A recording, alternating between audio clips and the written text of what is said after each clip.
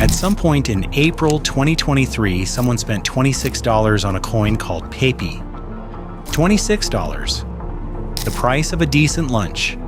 A streaming subscription. The amount you find in a jacket pocket and feel vaguely pleased about. They bought a frog meme. 1 year later, that position was worth $61.5 million. No venture capital, no insider allocation, no algorithm, one wallet, one decision, one frog.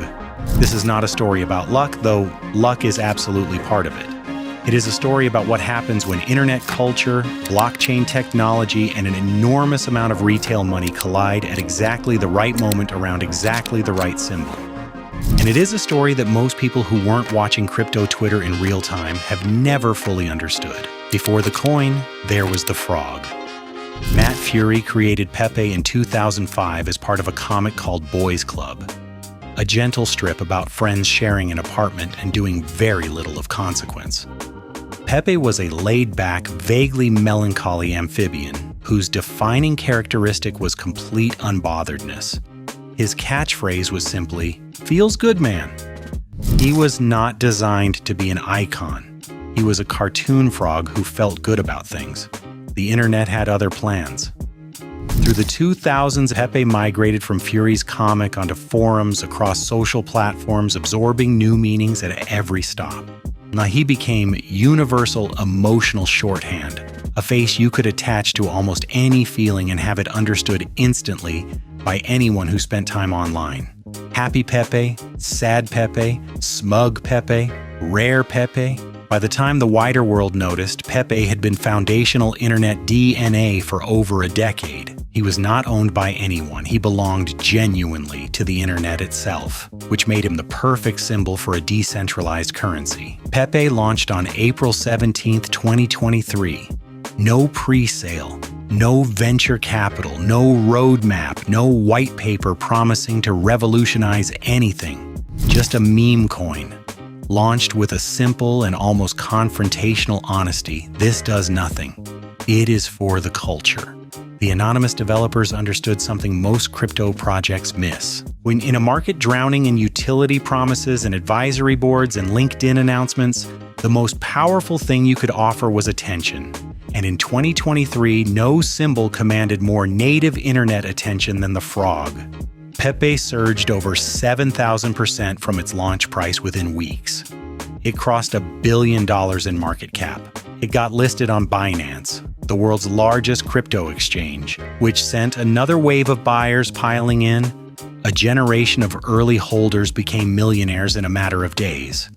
And somewhere in that first wave, one wallet had spent $26 on as many PEPE tokens as $26 could buy at the absolute bottom of the price curve. That wallet did nothing, it just held. Then 2024 arrived. In February and March, PEPE rocketed over 600% as Bitcoin's bull cycle pulled the entire meme coin market upward with it. On-chain trackers on X, accounts that do nothing but watch wallet movements around the clock, Swissnate, started flagging the same address. The wallet that had sat completely still through an entire year of volatility was now sitting on tens of millions of dollars. Every post went viral. More people saw the number, more people bought PEPE.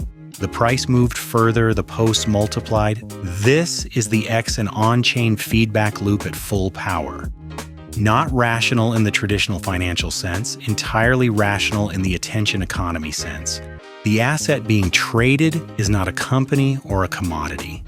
It is a shared belief about what other people will pay attention to next. In November 2024, Robinhood added PEPE to its US platform. The price surged nearly 90% within weeks. Robinhood was the bridge between the crypto-native world where PEPE was born and the mainstream retail infrastructure where most people's money actually lives. Not just exposure, legitimacy of a very specific and powerful kind. On December 9th, 2024, PEPE hit its all-time high.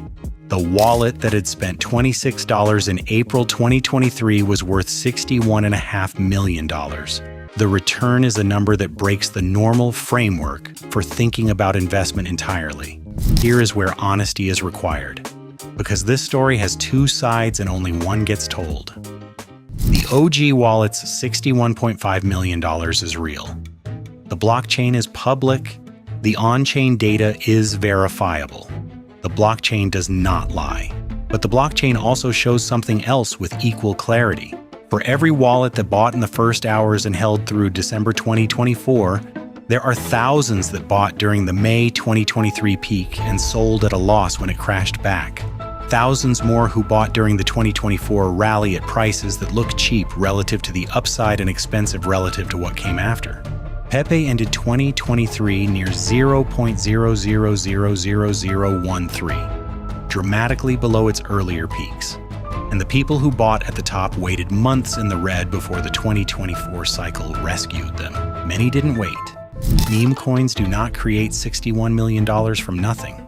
They redistribute money. From the people who bought late to the people who bought early.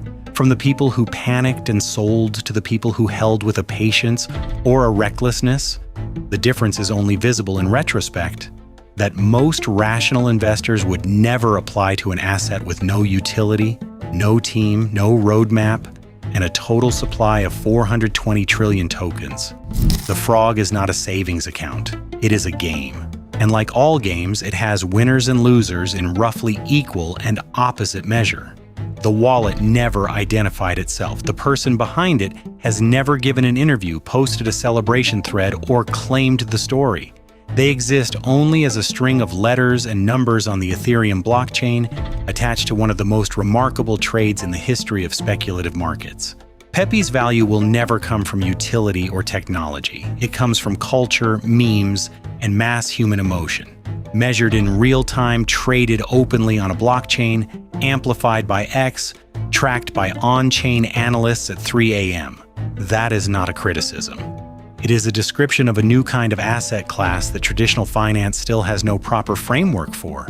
Matt Fury, who drew a laid-back frog in 2005 just because he felt like it, has spent years trying to reclaim PEPE from the communities that adopted him without permission. He has filed lawsuits, he has issued statements, he has tried to reframe the character. The frog does not care. The frog never cared. That was always the point. Feels good, man.